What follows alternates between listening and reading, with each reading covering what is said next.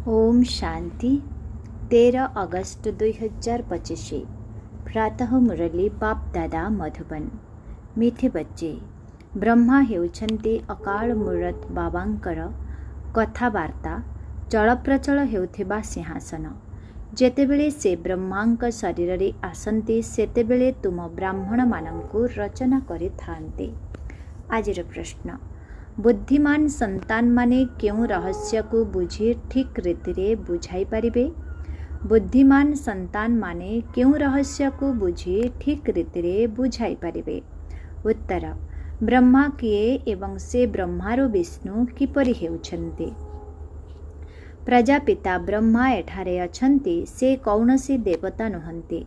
ब्रह्मा ही ब्राह्मण मानक द्वारा ज्ञान यज्ञ रचना करिछन्ति। एही सबु रहस्य बुद्धिमान संतान माने ही बुझी बुझाई पारिबे। अश्वारोही एवं पदातिक माने एथिरे तो द्वंद्वरे पड़िबे। गीत ओम नमः शिवाय। ओम शांति। भक्ति रे जनकर ही महिमा गान करि थान्ते। महिमा तो गान करि थान्ति ना, किंतु ना तांकु जानिछन्ति ना तांकर यथार्थ परिचय को जानिछन्ति।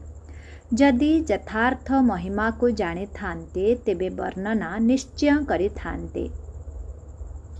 तुमे संतान माने जानिछ सर्वोच्च हेउछन्ति भगवान, मुख्य हेउछि तांकर चित्र। ब्रह्मांकर संतान मध्य थिबे ना, तुमे समस्ते हेउछ ब्राह्मण। ब्रह्मांकु मध्य ब्राह्मण ही जानी पारिबे, आउ केही जानी पारिबे नाही। सेथिपाई द्वंद्वरे पड़ुछन्ति। कहउछन्ति इए किपरि ब्रह्मा होई पारिबे। ब्रह्मांकु सूक्ष्म बतनवासी रूपे देखाइछन्ति। वास्तवरे प्रजापिता सूक्ष्म बतनरे रही पारिबे नाही। सेठारे तो प्रजा रचना हेउ नाही। यही संबंधरे तुम सहित बहुत वाद विवाद मध्य करुछन्ति। बुझाइबा दरकार, ब्रह्मा एवं ब्राह्मण वास्तवरे अछन्ति ना।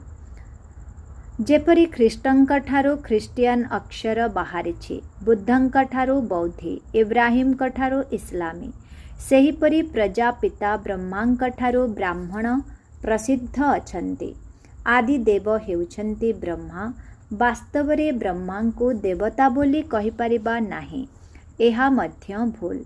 जिए निजकु ब्राह्मण बोलाउछन्ति तांकु पचारिबा दरकार, ब्रह्मा केउठारू आसिले, से काहार रचना, ब्रह्मांकु किए सृष्टि करिछन्ति, ए कथा केबे केही कहि पारिबे नाही, जानि ही नाहंती। ए कथा मध्य तुमे माने जानिछ, शिव बाबांकर जिए रथ होइछन्ति, जेउथिरे से प्रवेश करिथान्ति।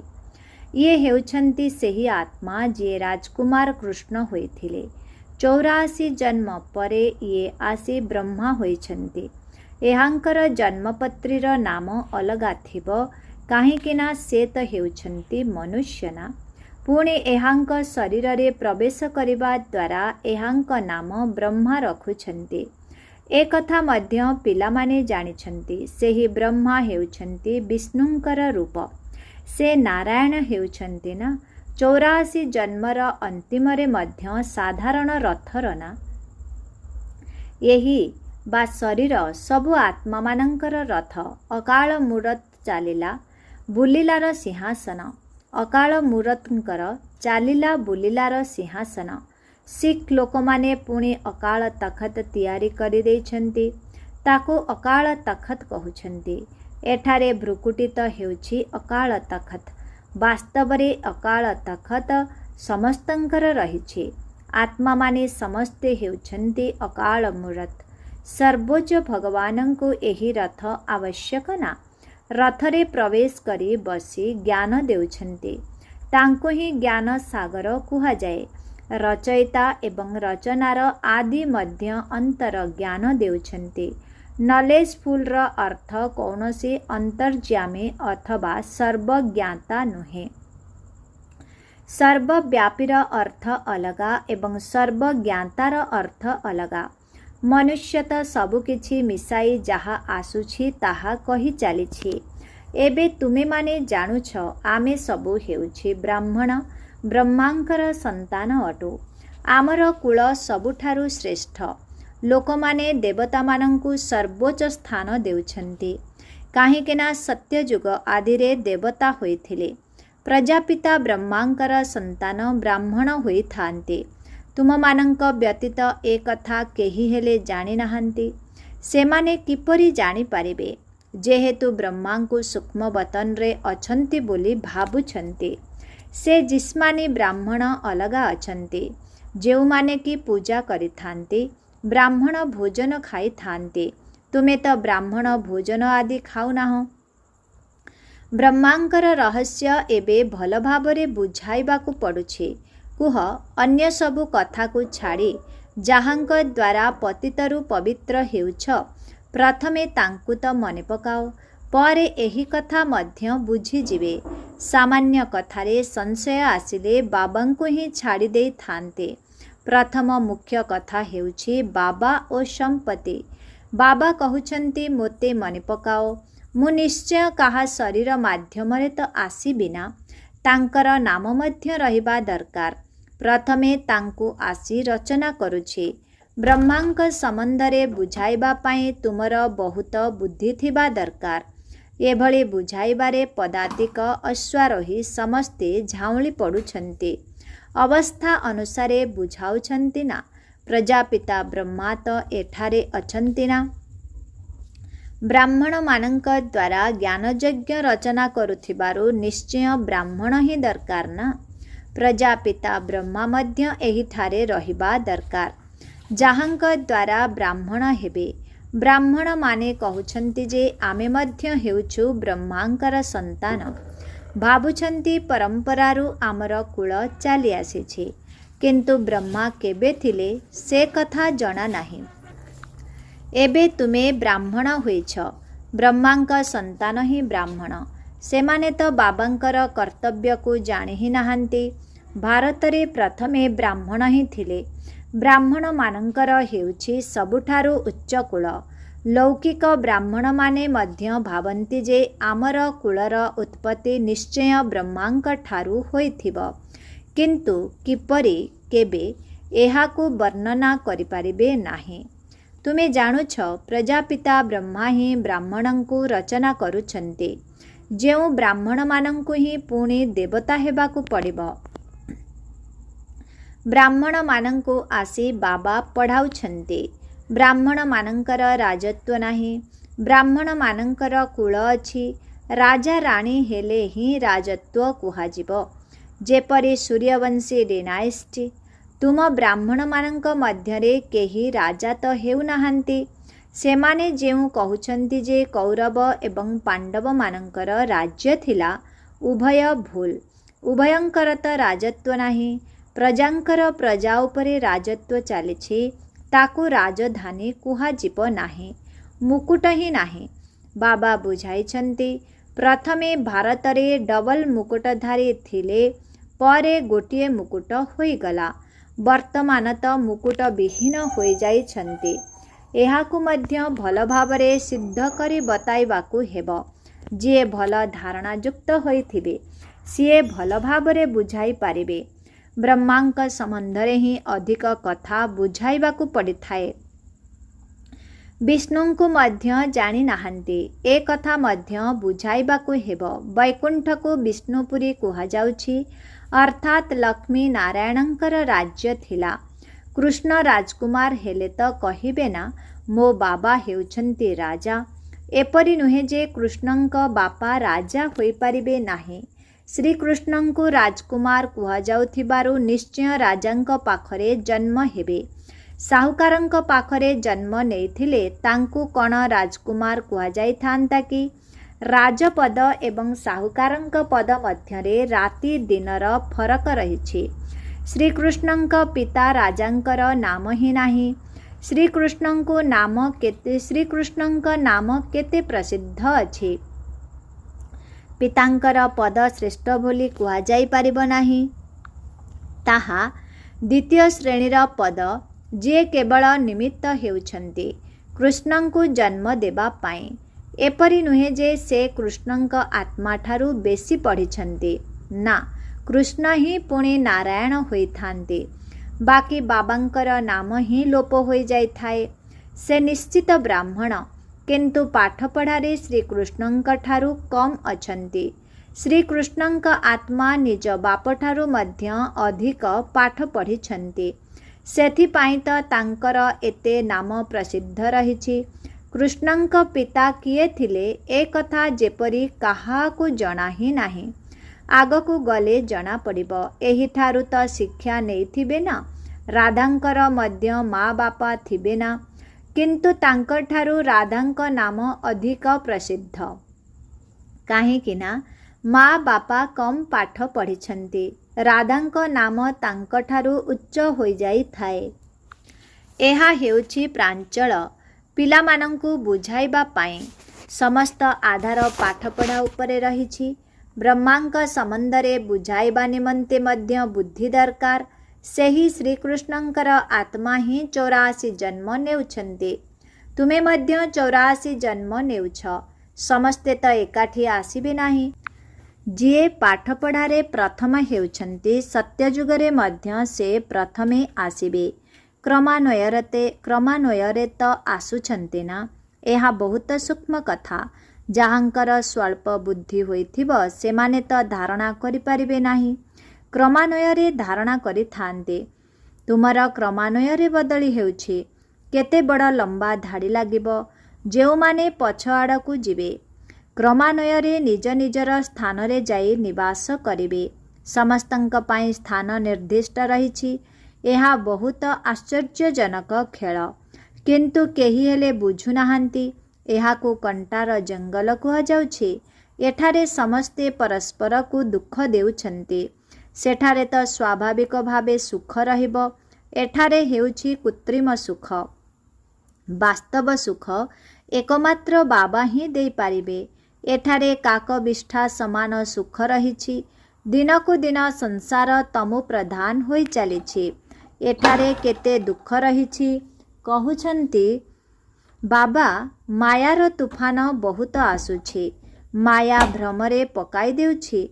बहुत दुखर अनुभव हेउछि। सुखदाता बाबांकर संतान होई मध्य जदि दुखर अनुभव हेउछि तेबे बाबा कहुछन्ति पिलामाने एहा तुमर बहुत बड़ कर्मभोग। बाबा मिलिथिबारु दुखर अनुभव हेबा अनुचित। जहा किछि पुरुणा कर्मभोग अछि ताकू जोगबल द्वारा चुक्त कर। जदि जोगबल नथिब तेबे दंड भोगी चुक्त करिबाकू पड़िबो। दंड साथे जोरिमना भल कथा नुहे। भल भावे पुरुषार्थ करिबा दरकार, नचेत पुणी ट्रिब्यूनाल बसिबो। प्रजा तो ढेर अछंती। सेमाने तो ड्रामा अनुसारे गर्भ जेल रे बहुत दंड भोग करि थांती। अशुद्ध आत्मा माने बहुत भटकु थांती मध्य। केही केही आत्मा बहुत क्षति करि थांती। जेतेबेले काहा मध्यरे अशुद्ध आत्मा प्रवेश करि थाए सेतेबेले केते हैरान होई थांते। नुआ दुनिया रे एभली कथा हुए नाही। एबे तुमे पुरुषार्थ करुछ। आमे किपरि नुआ दुनिया को जीवो। सेठाकू जाई नुआ नुआ महल तियारी करिबाकू पड़िबो। कृष्णंक भली राजामानंक पाखरे जन्म नेब। किंतु एते महल आदि सबु कौन पूर्वरु निर्माण होइथिबो कि? से सबुकु तो पुणे तियारी करिबाकू पड़िबो। किए रचना करुछंती? जाहांक पाखरे जन्म नेई थांते। गायन मध्य रहिछि राजामानंक पाखरे जन्म नेबे। कौन सबु हेबो ताहा तो आगकू गले देखिबो। एबे ठारू तो बाबा बताइबे नाही। कहिदेले नकली नाटक होइजिबो। सेथिपाई किछि बताउ नाहांती। ड्रामा रे बताइबार नियम नाही। बाबा कहुछंती मु मध्य अभिनेता अटे। आगर कथा पूर्वरु जदि जानि थांती तेबे बहुत किछि बताई थांते। बाबा अंतर्जामी होइथिले पूर्वरु बताई देई थांते। बाबा कहुछंती ना ड्रामा रे जहा हेउछि ताकू बाबा कहुछंती ना ड्रामा रे जहा हेउछि ताकू साक्षी होई देखि चाल एवं ता सहित जोगर यात्रा रे मग्न होई रुह। एहिथिरे ही फेल होई थांते। ज्ञान केबे कम बेसी हुए नाही। जोगर यात्रा ही केबे कम केबे अधिक होई थाए। ज्ञान तो जहा मिलिला ताहा ही तो रहुछि। ଯୋଗର ଯାତ୍ରାରେ କେବେ ଉତ୍ସାହ ରହୁଛି, କେବେ ଢିଲା ହୋଇଯାଉଛି। ତଳ ଉପର ଯାତ୍ରା ହେଉଛି। ଜ୍ଞାନରେ ତୁମେ ସିଡ଼ି ଚଢ଼ୁନାହିଁ, ସିଡ଼ି ଚଢ଼ୁନାହଁ। ଜ୍ଞାନକୁ ଯାତ୍ରା ବୋଲି କୁହାଯାଉ ନାହିଁ। ଯାତ୍ରା ହେଉଛି ଯୋଗର। ବାବା କହୁଛନ୍ତି ୟାଦରେ ରହିବା ଦ୍ୱାରା ତୁମେ ନିରାପଦରେ ରହିବ। ଦେହ ଅଭିମାନରେ ଆସିବା ଦ୍ୱାରା ତୁମେ ବହୁତ ଧୋକା ଖାଉଛ, ବିକର୍ମ କରିଦେଉଛ। କାମ ବିକାର ମହାଶତ୍ରୁ, ସେଥିରେ ଫେଲ୍ ହୋଇଯାଉଛନ୍ତି। ବାବା କ୍ରୋଧ ଆଦିର କଥା ଏତେ କହୁନାହାନ୍ତି। ଜ୍ଞାନ ଦ୍ୱାରା ହେଉଛି ସେକେଣ୍ଡରେ ଜୀବନ ମୁକ୍ତି।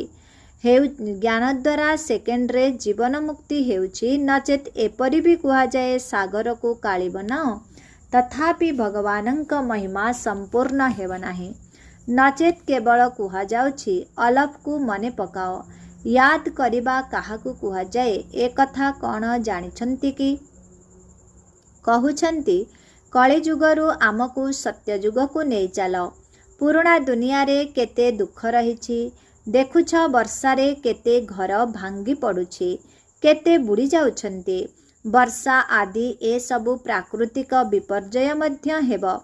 ଏସବୁ ଅଚାନକ ହୋଇଯିବ। କୁମ୍ଭକର୍ଣ୍ଣ ନିଦରେ ଶୋଇଛନ୍ତି। ବିନାଶ ସମୟରେ ଜାଗ୍ରତ ହେଲେ କ'ଣ କରିପାରିବେ? ମରିଯିବେ। ଧରିତ୍ରୀ ମଧ୍ୟ ଜୋରରେ ହଲିବ। ତୁଫାନ ବର୍ଷା ଆଦି ସବୁ ହେବ। ବମ୍ ମଧ୍ୟ ପକାଇବେ। କିନ୍ତୁ ଏଠାରେ ପୁଣି ଗୃହଯୁଦ୍ଧ ମିଶିଯିବ। ରକ୍ତ ନଦୀର ଗାୟନ ରହିଛି। ଏଠାରେ କେତେ ମାଡ଼ପିଟ୍ ହେଉଛି। ପରସ୍ପର ଉପରେ କେସ୍ କରିଚାଲିଛନ୍ତି। ସେମାନେ ଲଢ଼ିବେ ମଧ୍ୟ ନିଶ୍ଚୟ। ସମସ୍ତେ ହେଲେ ପିତୃହୀନ। ତୁମେ ବାବାଙ୍କର ହୋଇଛ। ତୁମକୁ କୌଣସି ଲଢ଼େଇ ଆଦି କରିବାର ନାହିଁ। ବ୍ରାହ୍ମଣ ହେବା ଦ୍ୱାରା ତୁମେ ବାବାଙ୍କର ହୋଇଗଲ। ବାପ ଅଥବା ପତିଙ୍କୁ ଧନୀ ବୋଲି କୁହାଯାଏ। ଶିବ ବାବା ତ ହେଉଛନ୍ତି ପତିମାନଙ୍କର ପତି। ନିର୍ବନ୍ଧ ହୋଇଗଲେ ତ କହିଥାନ୍ତି ଆମେ ଏପରି ସ୍ୱାମୀଙ୍କ ସହିତ କେବେ ମିଶିବୁ? ଆତ୍ମାମାନେ କହୁଛନ୍ତି ଶିବ ବାବା ଆମର ତ ଆପଣଙ୍କ ସହିତ ନିର୍ବନ୍ଧ ହୋଇସାରିଛି। ଏବେ ଆପଣଙ୍କ ସହିତ ଆମେ କିପରି ମିଶିବୁ? କେହି ତ ସତ୍ୟ ଲେଖୁଛନ୍ତି, କେହି ତ ବହୁତ ଲୁଚାଉଛନ୍ତି। ସତ୍ୟତାର ସହିତ ଲେଖୁନାହାନ୍ତି ଯେ ବାବା ଆମ ଦ୍ୱାରା ଏହି ଭୁଲ ହୋଇଗଲା, କ୍ଷମା କର। ଯଦି କେହି ବିକାରଗ୍ରସ୍ତ ହେଲେ ତେବେ ବୁଦ୍ଧିରେ ଧାରଣା ହୋଇପାରିବ ନାହିଁ। ବାବା କହୁଛନ୍ତି ତୁମେ ଏପରି କଠୋର ଭୁଲ କଲେ ଚୁରମାର ହୋଇଯିବ। ତୁମକୁ ମୁଁ ଗୋରା କରିବାକୁ ଆସିଛି, ପୁଣି ତୁମେ କଳା ମୁହଁ କିପରି କରୁଛ? ଭଲେ ସ୍ୱର୍ଗକୁ ଯିବ କିନ୍ତୁ ମୂଲ୍ୟହୀନ ପଦ ପାଇବ। ରାଜଧାନୀ ସ୍ଥାପନ ହେଉଛି ନା? କେହି ତ ହାରିଯାଇ ଜନ୍ମ ଜନ୍ମାନ୍ତରର ପଦ ଭ୍ରଷ୍ଟ କରିଦେଉଛନ୍ତି। କହୁଛନ୍ତି ବାବାଙ୍କଠାରୁ ତୁମେ ଏହି ପଦ ପାଇବାକୁ ଆସିଛ। ବାବା ଏତେ ଉଚ୍ଚ ପଦାଧିକାରୀ ହେବେ, ଆମେ ସନ୍ତାନମାନେ କ'ଣ ପ୍ରଜା ହେବୁ କି? ବାବା ଗଦ୍ଦି ଉପରେ ବସିଥିବେ ଏବଂ ପିଲାମାନେ ଦାସଦାସୀ ହେବେ। କେତେ ଲଜ୍ଜାର କଥା। ଅନ୍ତିମ ସମୟରେ ତୁମକୁ ସବୁର ସାକ୍ଷାତକାର ହେବ। ପୁଣି ବହୁତ ପଶ୍ଚାତାପ କରିବ। ଅଯଥା ଏପରି କଲି। ସନ୍ନ୍ୟାସୀ ମଧ୍ୟ ବ୍ରହ୍ମଚର୍ଯ୍ୟରେ ରହୁଥିବାରୁ ଭିକାରୀମାନେ ତାଙ୍କ ପାଖରେ ମୁଣ୍ଡ ନୁଆଉଛନ୍ତି। ପବିତ୍ରତାର ମାନ ରହିଛି। କାହାର ଭାଗ୍ୟରେ ନଥିଲେ ବାବା ଆସି ପଢ଼ାଇଲେ ମଧ୍ୟ ତଥାପି ଭୁଲ କରୁଛନ୍ତି। ବାବାଙ୍କୁ ମନେ ହିଁ ପକାଉନାହାନ୍ତି। ବହୁତ ବିକର୍ମ ହୋଇଯାଇଥାଏ। ତୁମ ପିଲାମାନଙ୍କ ଉପରେ ଏବେ ବୃହସ୍ପତି ଦଶା ରହିଛି। ଏହାଠାରୁ ଉଚ୍ଚ ଦଶା ଆଉ କିଛି ନାହିଁ। ତୁମେ ପିଲାମାନଙ୍କ ଉପରେ ଚକ୍ର ଲଗାଇଥାଏ। ଆଚ୍ଛା, ମିଠେ ମିଠେ ଶିଖିଲ ଯେ ସନ୍ତାନମାନଙ୍କ ପ୍ରତି ମାତ ପିତା ବାପଦାଦାଙ୍କର ମଧୁର ୟାଦ ପ୍ୟାର, ମଧୁର ସ୍ନେହ ସମ୍ପନ୍ନ ଶୁଭେଚ୍ଛା ଏବଂ ସୁପ୍ରଭାତ। ଆତ୍ମିକ ପିତାଙ୍କର ଆତ୍ମିକ ସନ୍ତାନମାନଙ୍କୁ ନମସ୍ତେ। ଆତ୍ମିକ ସନ୍ତାନମାନଙ୍କର ଆତ୍ମିକ ପିତାଙ୍କୁ ଓମ୍ ଶାନ୍ତି, ଗୁଡ୍ ମର୍ଣ୍ଣିଂ। ନମସ୍ତେ ନମସ୍ତେ ନମସ୍ତେ ନମସ୍ତେ ନମସ୍ତେ। ଶୁକ୍ରିୟା ବାବା, ଶୁକ୍ରିୟା। ଓମ୍ ଶାନ୍ତି। ଧାରଣା ପାଇଁ ମୁଖ୍ୟ ସାର 1 ନମ୍ବର। ଏହି ଡ୍ରାମାର ପ୍ରତ୍ୟେକ ଦୃଶ୍ୟକୁ ସାକ୍ଷୀ ହୋଇ ଦେଖିବାକୁ ହେବ।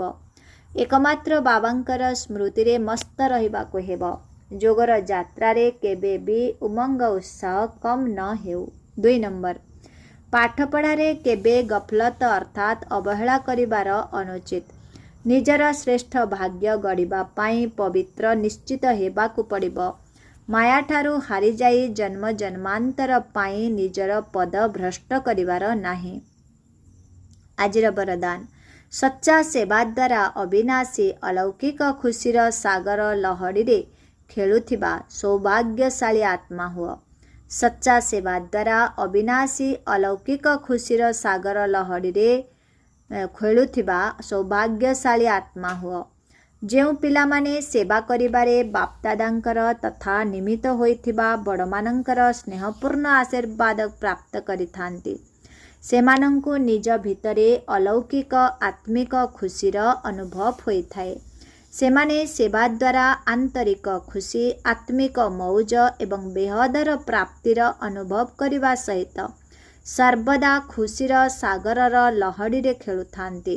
ତେଣୁ ସେବା ସମସ୍ତଙ୍କର ସ୍ନେହ, ସମସ୍ତଙ୍କ ଦ୍ୱାରା ଅବିନାଶୀ ସମ୍ମାନ ଏବଂ ଖୁସି ରୂପକ ଆଶୀର୍ବାଦ ତଥା ସୌଭାଗ୍ୟ ପ୍ରାପ୍ତ କରିବାର ଶ୍ରେଷ୍ଠ ଭାଗ୍ୟର ଅନୁଭବ କରାଇଥାଏ। ଯିଏ ସର୍ବଦା ଖୁସିରେ ରହିଥାଏ ସେ ହିଁ ସୌଭାଗ୍ୟଶାଳୀ। ଆଜିର ସ୍ଲୋଗାନ, ସର୍ବଦା ହର୍ଷିତ ଏବଂ ଆକର୍ଷଣ ମୂରତ ହେବା ପାଇଁ ସନ୍ତୁଷ୍ଟମଣି ହୁଅ। ସର୍ବଦା ହର୍ଷିତ ଏବଂ ଆକର୍ଷଣ ମୂରତ ହେବା ପାଇଁ ସନ୍ତୁଷ୍ଟମଣି ହୁଅ। ଓମ୍ ଶାନ୍ତି। ଅବ୍ୟକ୍ତ ଇଶାରେ ଯଦି ସହଜ ଯୋଗୀ ହେବାକୁ ଚାହୁଁଛ ତେବେ ପରମାତ୍ମା ସ୍ନେହର ଅନୁଭବୀ ହୁଅ।